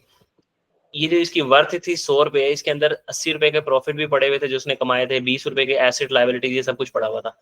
तो सर ये जो 80 रुपए के प्रॉफिट है, ये आपके हैं जी, ये वो प्रॉफिट है जो हमने खरीद लिए हैं, किसी का प्रॉफिट हमने खरीद लिया। तो पोस्ट एक्विजिशन का क्या मतलब होता है, अब ये कंपनी हमारे पास आ गई है, अब हमारे पास आने के बाद जितने भी पैसे इसने कमाए होंगे ना वो हमारे होंगे। ये 80 रुपए हमारे हैं, बेशक बेशक हमारे हैं, हमने ये 80 रुपया खरीद लिया है इस कंपनी से। 110 खरीदा है ना, तो 110 में ये 80 शामिल है ना जी। लेकिन ये कंपनी, हम ये नहीं कह सकते कि ये प्रॉफिट्स हमारे थे, ये प्रॉफिट थे पिछले ओनर के। हमारे प्रॉफिट कौन से होंगे, जो ये पोस्ट एक्विजिशन हमारे पास आने के बाद कमाएगी। तो अब हम सवाल के ऊपर आते हैं, छोटी सी सवाल में हम बनाया करेंगे जी 4 वर्किंग्स, वो 4 वर्किंग्स हर सवाल में बनेंगी, हमेशा बनेंगी, उस वर्किंग्स के खिलाफ सवाल आपका नहीं होगा।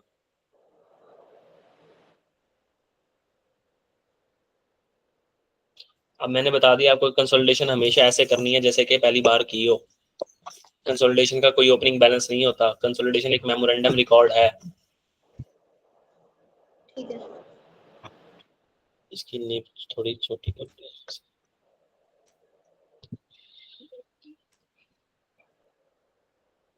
चलो, अब हमारे पास पहला सवाल जी, बिस्मिल्लाहिर्रहमानिर्रहीम, कंसोलिडेशन का अल्लाह ताला बरकत डालें इसके अंदर वगैरह। Following are the statement of financial position of Alpha and its subsidiary Beta limited. 31 दिसंबर 2020 के लिए ये दिया गया वगैरह। 31 दिसंबर 2020 के लिए अल्फा का जो ये है ना, ये अल्फा की सेपरेट फाइनेंशियल स्टेटमेंट्स आ रही है हमारे पास, ये बीटा की सेपरेट फाइनेंशियल स्टेटमेंट, हमने इसको जमा कर देना बस, और कुछ रूल्स लगा करेंगे, वो रूल लगा के हमने कंसोलिडेटेड फाइनेंशियल स्टेटमेंट बना लेनी। तो ये हुआ करेगा, सबसे पहले हम एक वर्किंग किया करेंगे, उस वर्किंग का नाम होगा वर्किंग 1, ठीक है। नेट एसेट्स ऑफ सब्सिडरी, आइंदा से इसका नाम मैं नेट एसेट्स ही लिखा करूंगा, आज पहला दिन है तो इसलिए सब लिख रहा हूँ, net assets of subsidiary, subsidiary के नेट एसेट्स।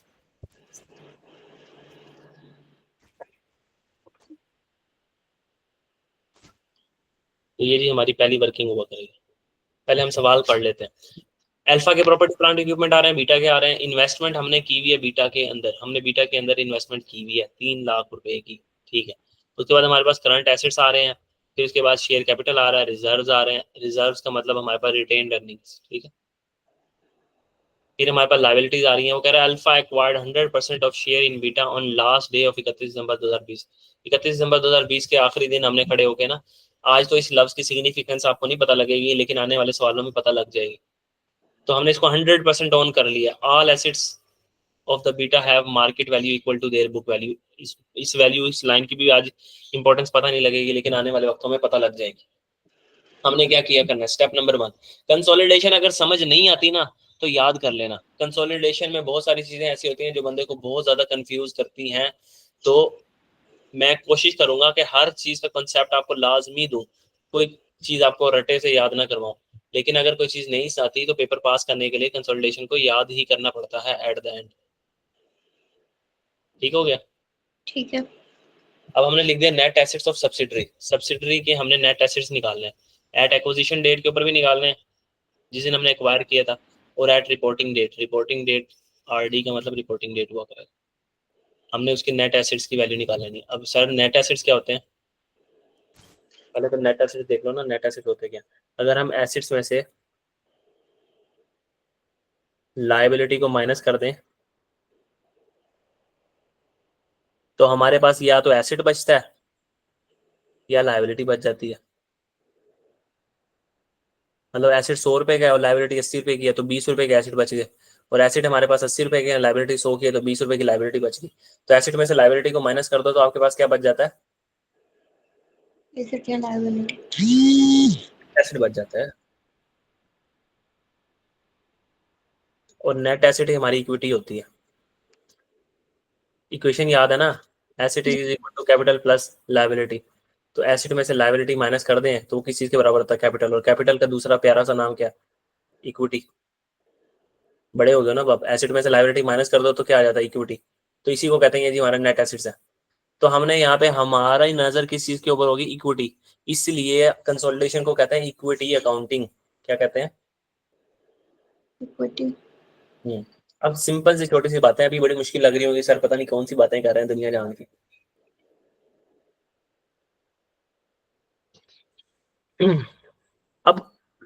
अब आपने ना हर चीज को कैसे सोचा करना है। ये थी एक कंपनी अल्फा, ये थी एक कंपनी बीटा। अभी इन दोनों की ना, इन दोनों की शादी नहीं हुई थी, कंसोलिडेशन का मतलब समझ लो शादी। अब इन दोनों की शादी हो गई ना, ये अल्फा बीटा। अब हम ये नहीं कहेंगे कि ये अल्फा है और ये बीटा है, हम कहेंगे कि ये मियाँ बीवी है दोनों, ठीक है। इनकी शादी हो गई है, अब ये एक फैमिली है। इस फैमिली के अंदर दो बंदे हैं, कौन से, एक अल्फा है और एक बीटा है। अलग अलग होते तो हम कहते हैं ये इस 10 रुपए इस अल्फा के हैं और ये 20 रुपए इस बीटा के हैं। लेकिन अब कंसोलिडेशन शादी होने के बाद हम कहेंगे कि इन फैमिली के पास 30 रुपए हैं, ठीक है। ये छोटी सी बात ना याद रखनी है।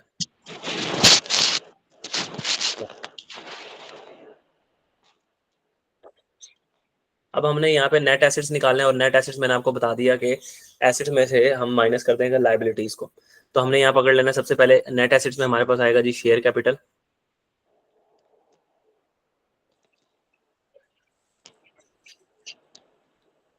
ये हम किसके लिए बना रहे हैं, सब्सिडरी के लिए वर्किंग बनाना है। तो सब्सिडरी का शेयर कैपिटल कितना आ रहा है, 1,26,000 एक्विजिशन के ऊपर आ रहा है। और हम कहते हैं कि उसने कोई भी और शेयर इशू नहीं किए होंगे, तो रिपोर्टिंग डेट यानी 31 दिसंबर 2020 के ऊपर भी 1,26,000 ही आ रहा है। क्योंकि अभी एक दिन गुजरा, एक दिन के अंदर उसने कोई इन्फॉर्मेशन नहीं दी हुई कि कोई यहाँ पे उसने शेयर इशू किया, ठीक है। उसके बाद हमारे पास आ गया जी रिटेन्ड अर्निंग्स, जिसको आप रिजर्व कहते हो। यहाँ पे एक्विजिशन और रिटेन्ड अर्निंग्स ही, शेयर कैपिटल और रिटेन्ड अर्निंग्स ही आएंगी। ये हम नेट एसेट्स लिख रहे हैं ना, नेट एसेट्स की जगह आप सारी इक्विटी लिख दो। नेट एसेट्स का मतलब अभी बताया ना, मैं उसकी इक्विटी लिख रहा हूँ यहाँ पे। जी इक्विटी क्या होती है, शेयर कैपिटल रिजर्व्स, यही इक्विटी होती है ना। जी। तो एक्विजिशन के ऊपर रिटेन्ड अर्निंग्स कितनी थी, 174,000। तो हमने कहा 174,000 उसकी रिटेन्ड अर्निंग थी। सर आज रिपोर्टिंग डेट के ऊपर उसकी रिटेन्ड अर्निंग्स कितनी है, सर वो भी 174,000 ही है, कोई चेंज आया ही नहीं। अभी 31 दिसंबर 2020 पे हमने खरीदा और आज 31 दिसंबर 2020 ही है। एक्विजिशन की डेट हमारे पास 31 दिसंबर 2020 है, रिपोर्टिंग डेट क्या है हमारे पास, 31 दिसंबर 2020 है। तो कोई चेंज ही नहीं है। बस ये हमारे पास पहली वर्किंग क्लोज होगी। इन दो चीजों के अलावा जब भी यहाँ पे कोई चीज आएगी ना, जब भी यहाँ पे कोई चीज आएगी, तो वो चीज हमेशा हमेशा हमेशा कहीं ना कहीं बैलेंस शीट या पीएनएल में कहीं ना किसी जगह पे जरूर जाएगी, याद रखना, ठीक है। ठीक है। अब मैं इसका अगर टोटल करूं तो ये बन जाएगा 3 लाख, ठीक है। और इसका टोटल करूं तो ये भी बन जाएगा 3 लाख। इसका मतलब है कि एक्विजिशन से लेके रिपोर्टिंग डेट तक उसके नेट एसेट्स यानी उसकी इक्विटी के अंदर कोई चेंज आया ही नहीं है। जिस दिन हमने उनको इसको एक्वायर किया था उसकी इक्विटी की औकात थी 3 लाख रुपए, तो उसकी इक्विटी में 3 लाख रुपए थे। आज भी उसकी इक्विटी कितने पे खड़ी है, 3 लाख, क्योंकि सर एक ही दिन हुआ है ना अभी। तो हम कहते हैं कि एक्विजिशन के ऊपर अगर यहाँ पे आता 3 लाख और आज रिपोर्टिंग डेट के ऊपर उसकी इक्विटी बढ़ के कितने की होगी होती, 4 लाख की, तो हम कहते हैं ये जो 1 लाख रुपए का इंक्रीज है ना, ये 1 लाख रुपया हमारा है। ऐसे ही है। जी तो हमने आज कहा कि इसके अंदर कोई भी इंक्रीज नहीं आया।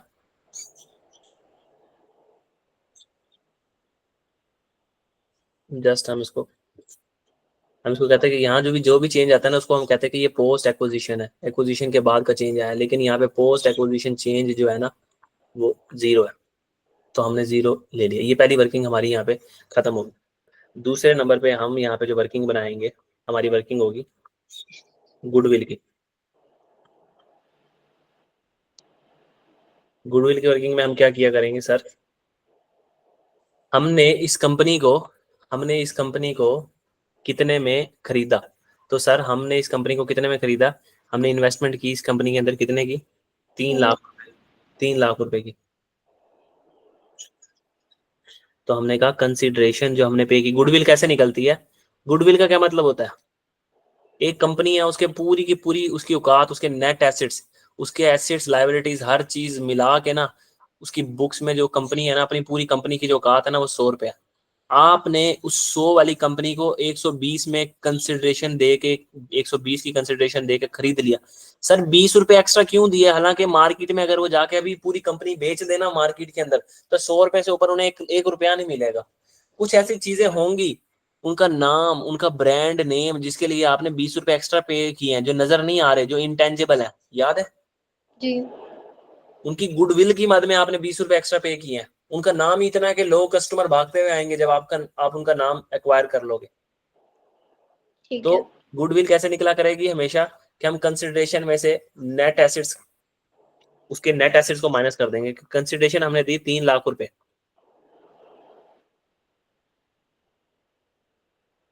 3 लाख रुपए की हमने कंसिडरेशन दी, प्लस जिस दिन हमने उसको एक्वायर किया उस दिन उसकी एसेट्स की औकात कितनी थी, तीन तो उसके, लाख हाँ 3 लाख की थी। तो हमने यानी हमने गुडविल की मद में 1 रुपया भी पे नहीं किया, 3 लाख रुपए वाली चीज हमने 3 लाख की खरीद ली हमने। ठीक है सर, कोई मसला नहीं, गुडविल जीरो भी हो सकती है। हम बहुत अच्छे निगोशिएटर थे, हमने उनको कहा कि भाई तुम्हारा तो नाम ही नहीं है, तो हमारे पास यहाँ गुडविल क्या आ गई, जीरो। तो आज पता लगा कि गुडविल कैसे निकलेगी, जो हमने कंसिडरेशन दी है, प्लस ये देख लो कि एक्विजिशन वाले दिन उसकी औकात कितनी थी, उसकी औकात यहाँ से पता लग जाएगी एक्विजिशन पे उसकी इक्विटी की वैल्यू देख के। ये होगी वर्किंग नंबर 2। अगर इस वर्किंग के अंदर कोई मसला है तो पूछ लो। No sir. वर्किंग नंबर 3 वो होगी एनसीआई। एनसीआई तो आपको अच्छे तरीके से पता होगा कि हम इस कंपनी को 100% ओन कर रहे हैं। कभी ऐसा होगा कि हम इस कंपनी को 80% ओन करेंगे, कभी 70%, कभी 60%। तो बाकी जो ओन कर रहा होगा उसको कहते हैं एनसीआई, यानी नॉन कंट्रोलिंग इंटरेस्ट। तो उस बंदे को भी हम यहाँ निकालते होते हैं कंसोलिडेशन में, ये अज्यूम करके चल रहा हूँ आपने पहले पढ़ी भी है। तो जी एनसीआई, एनसीआई भाई, ये जो पोस्ट एक्विजिशन आया है, इस पोस्ट एक्विजिशन अगर मिसाल के तौर पर ये लाख रुपए होता, तो एक्विजिशन के बाद जो इसने लाख रुपए कमाया है, ये किसका है, 100% का 100% हमारा है सर। अगर ये हम इसको ऑन कर रहे होते 80%, तो इसमें से 80% हमारा होता और 20% इस एनसीआई भाई का होता। तो आज एनसीआई के अंदर कुछ भी नहीं है, एनसीआई है ही नहीं, एनसीआई एग्जिस्ट ही नहीं करता। जिस दिन एग्जिस्ट करता होगा उस दिन देखेंगे कैसे आएगा एनसीआई के अंदर। फिर वर्किंग नंबर 4 हमारी बनेगी ग्रुप रिजर्व्स की। सर ये क्या हो रहा है पता नहीं, मुझे समझ नहीं आ रही, अजीब सी आप वर्किंग्स बना रहे हैं। तो टेंशन ना लो, बहुत ज्यादा आप यूज टू हो जाओगे चीजों को। अभी तो पहला सवाल है कंसोलिडेशन का। नहीं सर, आ रही है समझ। अच्छा जी, ग्रुप रिजर्व्स जैसे नाम से जाहिर हो रहा था, पूरे ग्रुप के रिजर्व्स। तो ये आ, ये आ रही है हमारे पास, ये हमारे पास आ रही है सब्सिडरी की रिटेन, सब्सिडरी का शेयर कैपिटल, ये सब्सिडरी की रिटेन अर्निंग्स, ये पेरेंट का शेयर कैपिटल, पेरेंट की रिटेन अर्निंग्स। तो हमने ग्रुप रिजर्व्स के अंदर क्या लिखना होता है, पेरेंट की रिटेन अर्निंग, सब्सिडरी की रिटेन अर्निंग। पेरेंट की रिटेन अर्निंग्स। और हमारे पास पेरेंट की रिटेन अर्निंग जो दी गई है ना सवाल के अंदर, वो दी गई है 3,45,000 कि पेरेंट की, ग्रुप रिजर्व का मतलब पेरेंट की अपनी रिटेन अर्निंग्स भी पेरेंट की हैं, प्लस सब्सिडरी, सब्सिडरी का क्या, पेरेंट का है जो उसने पोस्ट एक्विजिशन के बाद कमाया है। हम्म। एक्विजिशन के बाद सर, पोस्ट एक्विजिशन के बाद तो उसने कुछ भी नहीं कमाया, सब्सिडी ने अभी तक कुछ नहीं कमाया, तो ठीक है। अब हम यहाँ पे पोस्ट एक्विजिशन के बाद उसने कमाया जीरो, तो हमारे पास जो ग्रुप के रिजर्व्स हैं, ग्रुप के मिला के रिजर्व बनते हैं, वो कितने बनते हैं, अल्लाह आपका भला करे, 3,45,000।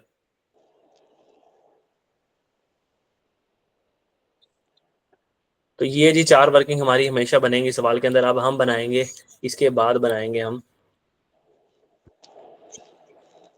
इस सवाल को मैं उठा के लेके आता हूँ यहाँ पे। अब हम बनाने लगे हैं बैलेंस शीट।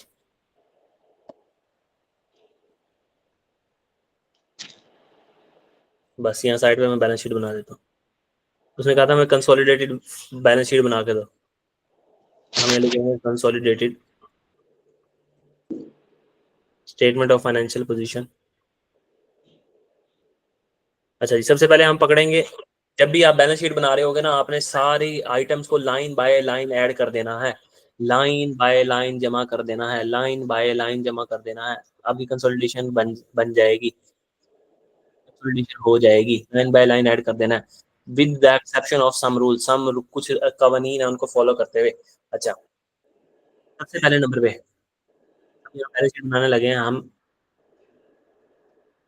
कहेंगे कि बैलेंस शीट में सबसे पहले तो आ रहे होंगे हमारे non current assets. Non current assets लिखेंगे हम जी, गुडविल। सर कोई गुडविल आई है? गुडविल भी तो हमारा नॉन करंट एसेट है।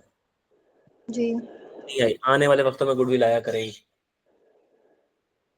ठीक है, फिर हमारा प्रॉपर्टी प्लांट इक्विपमेंट, सर सबको जमा कर दो, 645 को जमा कर दो किसके साथ? 255 के साथ। ठीक है, तो आपकी प्रॉपर्टी प्लांट इक्विपमेंट की वैल्यू आ जाएगी 900। ठीक है, उसके बाद इन्वेस्टमेंट इन बीटा,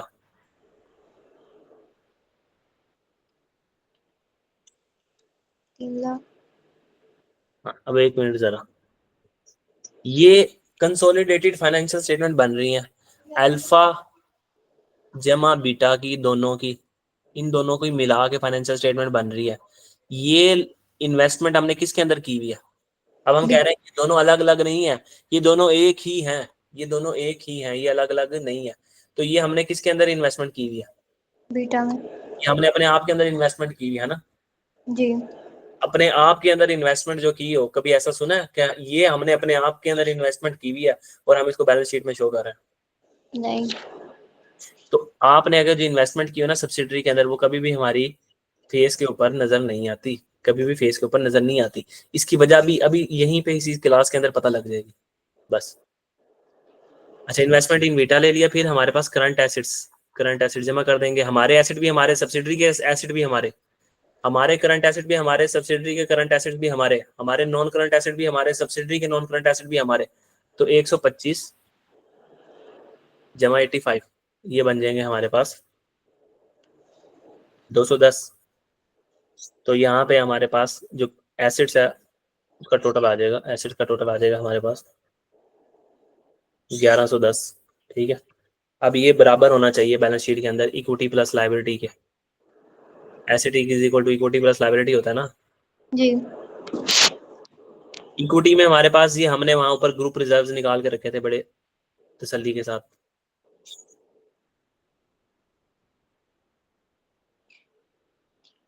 अब हमने ये फिगर भी ले ली, ये भी ले ली, ये हमने नहीं ली, इसको इग्नोर कर दिया, ये भी ले ली, ये भी ले ली, इसको इग्नोर नहीं किया था, इसको हम share of net assets working number 1 के अंदर लेके गए थे। ये देखो कंसिडरेशन के तौर, ये देखो कंसिडरेशन के तौर पे यहाँ ले गए थे। ठीक है, फिर इस शेयर कैपिटल को, ये पेरेंट का शेयर कैपिटल है, तो पेरेंट की शेयर कैपिटल में पेरेंट का इक्विटी तो नजर आएगी, तो हम कहेंगे जो पेरेंट का शेयर कैपिटल है वो तो नजर आएगा। कितने का आ रहा है नजर? 600 का। फिर ग्रुप के रिजर्व्स हमने लिखे थे कि ग्रुप के रिजर्व्स कितने दिए हुए हैं हमारे पास? 345। ग्रुप के रिजर्व हैं 345। सर आपने ये भी ले लिया, ये वाला 126 आप नेट एसेट्स की वर्किंग में ले गए। ठीक है, ये भी आपने ले लिया 3,45,000। ठीक है, ये 1,74,000 आप नेट एसेट्स की वर्किंग के अंदर ले गए, याद है आपको? फिर हमने जी। यहाँ लिख दिया था लाइबिलिटी। लाइबिलिटी हमारी है जी 125 जमा 40, और वो बन जाएगी 165। तो अब इनका अगर हम टोटल करें तो ये 1110 ही आएगा। अब अगर मैं ये काम करता, अब अगर मैं ये काम करता कि मैं यहाँ पे इन्वेस्टमेंट दिखा देता 300 रुपए की, कि मैंने 300 रुपए की इन्वेस्टमेंट की हुई है, तो ये जो है ना 1110 की बजाय ये बन जाता 1410। जब मैं 1410 हो जाता तो इसका मतलब ये इसके साथ मैच ना करता, तो हमारी बैलेंस शीट टैली ना होती। ठीक है, पहले नंबर की बात। पहला तो प्रूफ ये है कि इसलिए हमने ये 300 नहीं लिया। दूसरा प्रूफ इस चीज का पता क्या? अब गौर से समझना ये बात को, और यहाँ से हम अपनी पहला प्रिंसिपल ड्राइव कर लेंगे, और वो पहला प्रिंसिपल लिख लेंगे अपने पास। हम प्रिंसिपल लिखते जाएंगे कि आज के बाद हमने करना कैसे कंसोलिडेशन। एक कंपनी की इक्विटी, एक कंपनी की जो इक्विटी है ना, इक्विटी का मतलब उसकी औकात। ठीक है, इक्विटी उसको औकात को कहते हैं ना। एक कंपनी की इक्विटी है 100, हमने उसको कंसिडरेशन दी 100 रुपए की और हमने उसको खरीद लिया। ठीक है, जी। अब वो हमारी होगी, अब वो हमारी होगी।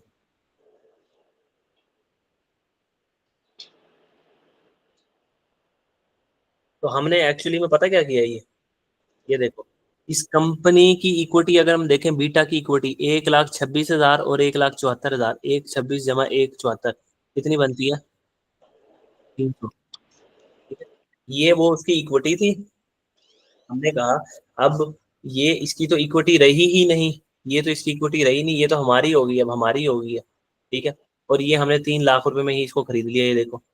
हम अपनी, अब हम ये नहीं करेंगे, हम अपने पास सिर्फ ये एंट्री करेंगे कि इन्वेस्टमेंट हमने किया है कंपनी के अंदर, इन्वेस्टमेंट डेबिट 300 से, और कैश हमारे पास है क्या हो गया, क्रेडिट 300 से।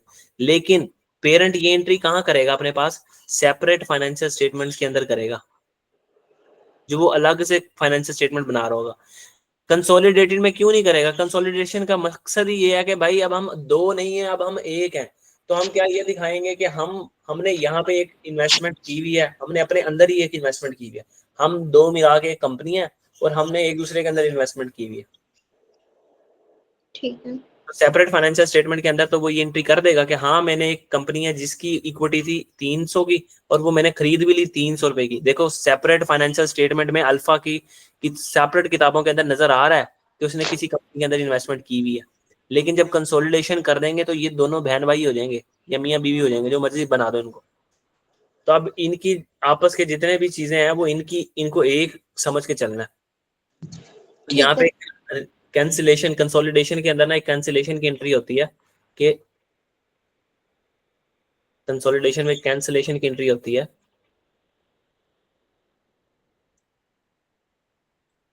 क्या हम इनसे कहते हैं,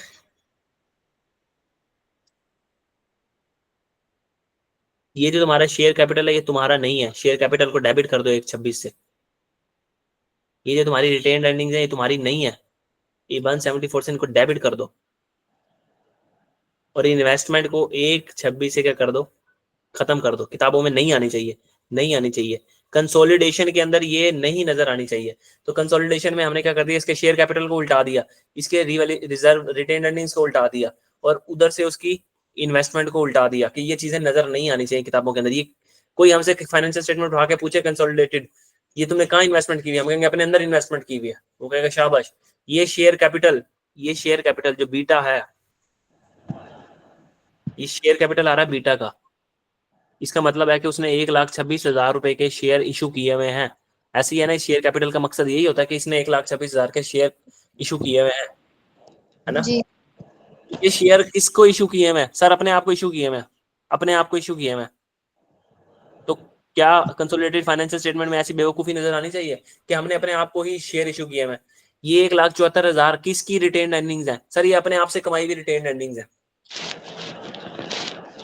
तो यहाँ से हमें पता लगा कि सबसे पहले जब भी कंसोलिडेशन हम करेंगे ना, तो हमने जो इन्वेस्टमेंट की होगी सब्सिडरी के अंदर उसको सबसे पहले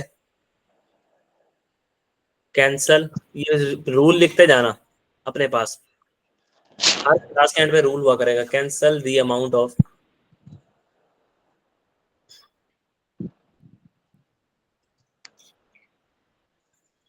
इन्वेस्टमेंट इन सब्सिडरी।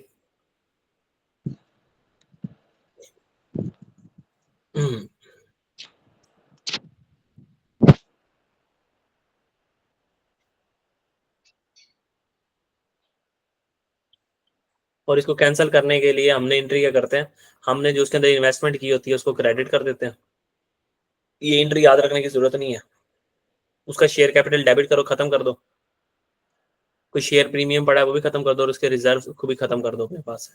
ठीक है, ये एंट्री कर देते हैं हम कैंसिल कर देते हैं amount of investment in subsidiary. कभी भी जो हमने सब्सिडरी के अंदर इन्वेस्टमेंट की है वो किताबों के फेस पे नजर नहीं आती। कौन सी फेस पे नजर नहीं आती, कंसोलिडेटेड फाइनेंशियल स्टेटमेंट बनाते हुए नजर नहीं आती। सेपरेट में तो नजर आती है भाई, हमने पूरी की पूरी कंपनी खरीदी हुई है, सेपरेट फाइनेंशियल स्टेटमेंट में नजर आ रही होगी, लेकिन जब एक हो जाएंगे तो तब नहीं नजर आएगी। ठीक है।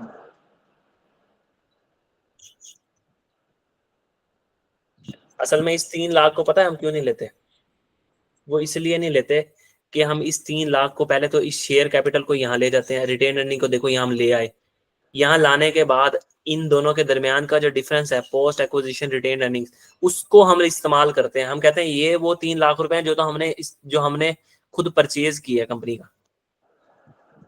तो ये बात अगर नहीं समझ आई तो बस सिंपल सी बात, लॉजिक मैंने काफी सारी लॉजिक्स दे दी है कि कोई हमसे पूछे आके कि ये 1,26,000 का शेयर कैपिटल जो है ये किसको इशू किया हुआ है, तो हम कहेंगे कि हमने अपने आप को इशू किया हुआ है, हमने अपने पेरेंट को इशू किया, पेरेंट हमारा अब्बू है और हमने अपने अब्बू को ही इशू किया भाई। तो शेयर कैपिटल तो ऐसे शेयर को कहते हैं कि जो आपने बाहर किसी को इशू किया हो। ये आपने पैसे किससे कमाए हैं? ये जी हमने अपने आप से पैसे कमाए हैं। और ये इन्वेस्टमेंट आपने किस में की हुई है? जी हमने अपने अंदर खुद में इन्वेस्टमेंट की हुई है। तो ऐसी जो है ना अनयूनिफॉर्मिटी, इसको हम नहीं दिखाते कंसोलिडेटेड स्टेटमेंट में। अब पूरी बात का जो नटशेल वो ये है कि हमारे पास जब भी 4 वर्किंग बना करेंगी, पहली वर्किंग का नाम हुआ करेगा हमारे पास net assets of subsidiary at acquisition date के ऊपर और रिपोर्टिंग डेट के ऊपर। यहाँ हम नेट एसेट्स निकाल रहे हैं, यानी उसकी इक्विटी की वैल्यू निकाल रहे हैं। तो हम यहाँ उसका शेयर कैपिटल ले लेंगे, उसकी रिटेन अर्निंग्स ले लेंगे एक्विजिशन वाली डेट पे भी और रिटेन रिपोर्टिंग डेट पे भी। और हम ये समझेंगे कि रिपोर्टिंग डेट पे ना उसके शेयर कैपिटल में कोई चेंज आया ही नहीं है, उसने कोई नए शेयर इशू नहीं किए। ये अमूमन मोस्टली आपकी एग्जांपल में जितने भी सवाल होंगे ना उसमें ये हमेशा सेम हुआ करेगा। फिर उसकी रिटेन अर्निंग हमने एक्विजिशन की डेट पे भी ले लेनी है और रिपोर्टिंग डेट पे। इन दोनों के दरमियान जो चेंज आया ना वो चेंज कहेंगे कि वो पोस्ट एक्विजिशन चेंज है और वो चेंज हमारा है। उस चेंज में 2 बंदे हिस्सेदार हो सकते हैं। अगर तो हम 100% ओन कर रहे हैं तो सारे का सारा हमारा, और अगर हम 100% ओन नहीं करते तो हम क्या करेंगे, फिर हम डिवाइड कर देंगे एनसी भाई को हिस्सा भी दे देंगे और अपना हिस्सा भी ले लेंगे। अपना हिस्सा हमारा यहाँ चला जाएगा, हम 80% ओन करते हैं तो यहाँ 80% चला जाएगा, 20% यहाँ चला जाएगा। तो ये एट द एंड इन ये 3 लाख रुपए डिस्ट्रीब्यूट होकर यहाँ इन 2 जगहों पे चला जाएगा और ये खुद ब खुद हमारी फेस पे ऐड हो जाएगा। तो इसका इम्पैक्ट हम ले लेते हैं खुद ब खुद वहां पे। ठीक है। तो ये घबराने की बात नहीं है कि सर ये 3 लाख एक्चुअली में गया किधर। फिर दूसरी हमारी वर्किंग एनसीआई की बनेगी, तीसरी हमारी ग्रुप रिजर्व में पेरेंट के अपने रिजर्व भी आएंगे, प्लस पोस्ट एक्विजिशन जो उसने सब्सिडरी से कमाया एक्विजिशन के बाद वो भी आया करेगा। फिर हमारी गुडविल की पड़ेगी, गुडविल में मतलब हमने कितने के पैसे दिए, कंसिडरेशन कितनी पे की, consideration paid to acquire goodwill plus उसके जो नेट एसेट्स हैं, नेट एसेट्स किस डेट के ऊपर, एक्विजिशन के ऊपर। अभी हमने नेट एसेट्स 100% एक्वायर किए थे तो मैंने यहाँ लिख दिया 100% नेट एसेट्स। कभी कभार ऐसा होगा कि हम 100% नहीं, हम 80% नेट एसेट्स के मालिक होंगे। तो वो सारी कम्प्लेक्सिटीज कल से आएंगी। तो आज इतना समझ आ गया तो ठीक है, बस आज की क्लास यहाँ तक रखते हैं। कोई सवाल है तो पूछ लो। नहीं सर।